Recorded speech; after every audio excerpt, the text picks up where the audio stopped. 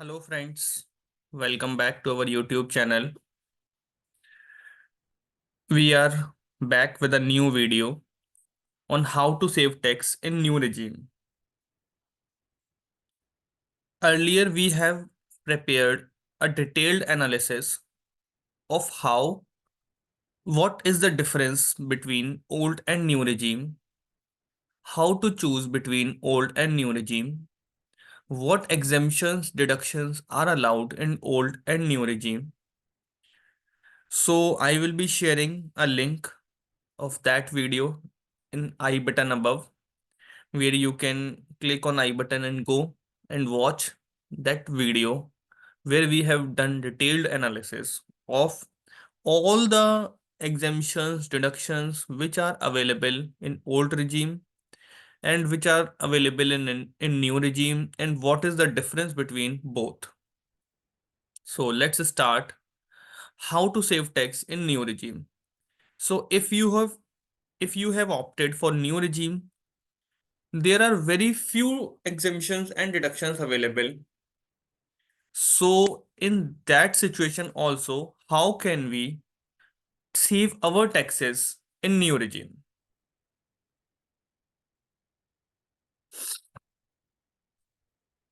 पहले tax saving जानने से पहले हम जान लेते हैं कि न्यू रिजीम है क्या, न्यू रिजीम में क्या क्या एग्जेम्पशंस डिडक्शंस छोटे मोटे मिलते हैं, हम वो समझ लेते हैं।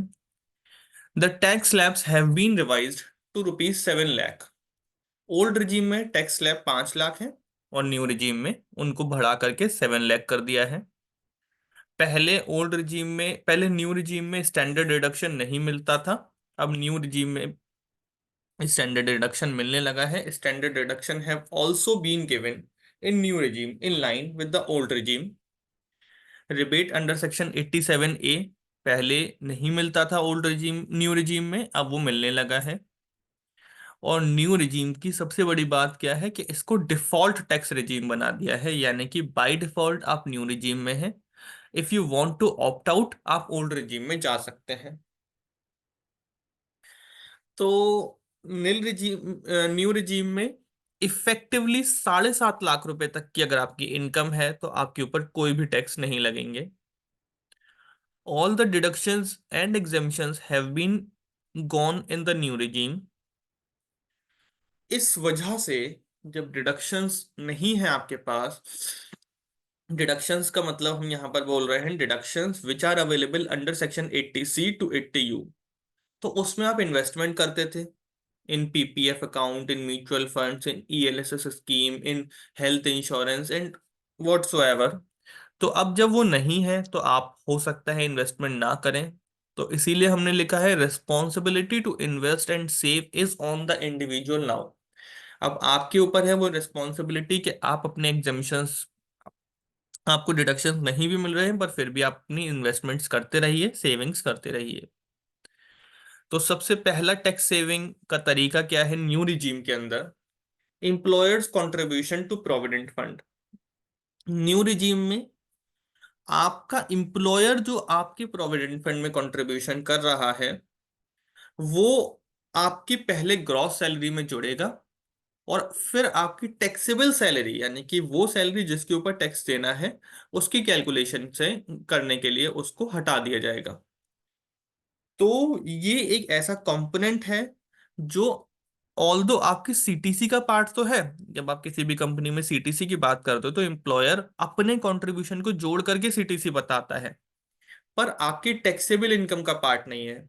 तो ये आपके लिए एक अच्छा बेनिफिट मिल सकता है अगर आप अपने एम्प्लॉयर से बात करके अपने एम्प्लॉयर कंट्रीब्यूशन को बढ़वा सकें, जिसकी एनुअल सीलिंग लिमिट 7.5 लाख तक है, आप उसको बढ़वा सकें तो उतनी ही टैक्सेबल इनकम आपकी कम हो जाएगी। टैक्स सेविंग हैक 2 में हमने देखा है employer's contribution to NPS. Same situation NPS के साथ है। एनपीएस में जो भी एम्प्लॉयर कंट्रीब्यूट करेगा वो आपकी सैलरी में पहले जुड़ेगा और उसके बाद वो घट जाएगा।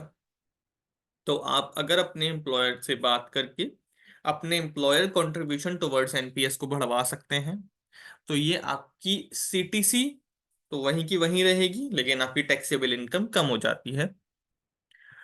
थर्ड है रीइंबर्समेंट्स फॉर द ऑफिशियल पर्पस। अब बहुत सारी कंपनीज में मिलता है मोबाइल रीइंबर्समेंट, बुक्स रीइंबर्समेंट, और बहुत कंपनीज में मिलता है मोबाइल अलाउंस। अगर वो अलाउंस के फॉर्म में मिल रहा है तो दैट मे बिकम टैक्सेबल, उसका कोई एग्जेम्पशन नहीं दिया गया है। तो आप वहां पर उस अलाउंस को रीनेम करा करके या उस अलाउंस को रीस्ट्रक्चर करा करके जहां पर आपको वो रीइंबर्समेंट के फॉर्म में मिले, आप अपनी टैक्स की सेविंग कर सकते हैं। जैसे कि फोन और टेलीफोन बिल रीइंबर्समेंट, बुक्स और periodical reimbursement, conveyance allowance received जो आपको मिला है to meet the conveyance expenditure incurred as a part of employment, यानी कि आप ऑफिस के काम से किसी मीटिंग करने, कोई मीटिंग करने गए, उसके लिए आपको कन्वेंस अलाउंस मिला। Any compensation received to meet the cost of travel on tour और ट्रांसफर, आप ऑफिशियल टूर पर गए, एक सिटी से दूसरी सिटी में गए, एक स्टेट से दूसरे स्टेट में गए, तो उसमें आपको जो ट्रैवलिंग का खर्चा या जो भी आपको रिइंबर्समेंट्स मिले वो एग्जेम्प्ट है। साथ के साथ अगर आपको ट्रांसफर पे जो कॉम्पोजिट ट्रांसफर ग्रांट मिलता है, सीटीजी जिसे बोलते हैं, वो भी एग्जेम्प्ट है न्यू रिजीम में। जो कॉस्ट ऑफ ट्रैवल को कवर करेगा। डेली अलाउंस मिलता है, डीए जिसे हम बोलते हैं, received to meet the ordinary regular charges और expenditure you incur on account of absence from his regular place of duty. आप अपने जहां पर आप पोस्टेड हैं वहां से कहीं और जाते हैं ऑफिशियल ड्यूटीज को डिस्चार्ज करने के लिए, तो जो आपको डीए मिलता है वो भी आपको न्यू रिजीम में एग्जेम्प्ट है। परक्यूजिट्स आपको जो मिलते हैं ऑफिशियल पर्पस के लिए, जैसे कि कंपनी लैपटॉप है, interest free loans and advances हैं, और ऐसे और भी कुछ परक्यूजिट्स हो सकते हैं।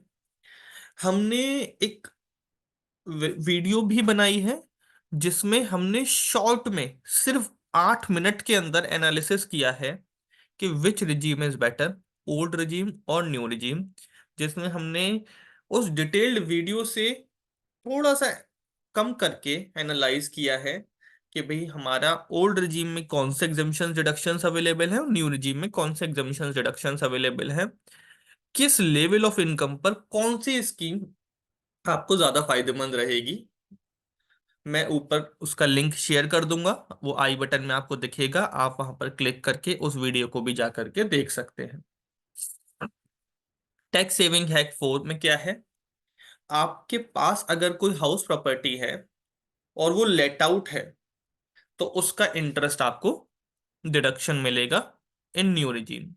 लेकिन अगर वो सेल्फ ऑक्यूपाइड है तो उसके इंटरेस्ट का डिडक्शन नहीं मिलेगा इन न्यू रिजीम। तो you may opt to let out your house property, और उसकी लेट आउट करने पर आपको उस पर जो भी आप इंटरेस्ट पे कर रहे हैं उसका डिडक्शन मिल जाएगा while computing your taxable income. बाकी exemptions on voluntary retirement, 10-10C में 5 लाख तक का, ग्रेचुटी में 10-10 में 20 लाख तक का, लीव एनकैशमेंट में 10-10 AA में 25 लाख तक का, फैमिली पेंशन 1/3 या फिर 15,000 विच एवर इज लोअर, और 50,000 रुपए तक के गिफ्ट्स भी आपकी एग्जेम्प्ट है। तो ये हमारे टैक्स सेविंग हैक्स हैं जो कि आप न्यू रिजीम में ऑप्ट कर सकते हो। आपको कौन सी रिजीम फायदेमंद लगती है, ओल्ड रिजीम या न्यू रिजीम, प्लीज हमें कमेंट में बताइए। आप उसका डिटेल्ड एनालिसिस जानना चाहते हैं या समराइज्ड एनालिसिस जानना चाहते हैं तो हम डिस्क्रिप्शन में लिंक्स शेयर करेंगे। हम अभी तक 2 वीडियोस बना चुके हैं ओल्ड रिजीम और न्यू रिजीम के डिफरेंसेस पर, आपको किस लेवल पर कौन सी रिजीम चूज करनी है उस पर। तो आप जा करके वो वीडियोस भी देख सकते हैं, हमारे चैनल पे वो दोनों वीडियोस अवेलेबल हैं। हमने पूरी कोशिश करी है उसमें सारी चीजों को समझाने की कि कैसे आप ओल्ड रिजीम में फायदेमंद हैं और कैसे आप न्यू रिजीम में फायदेमंद हैं। So do check out these those videos, और हमारे चैनल को सब्सक्राइब कीजिए, लाइक कीजिए, कमेंट्स में बताइए आप हमें और हमसे और कौन सी नई वीडियोस चाहते हैं। Thank you very much.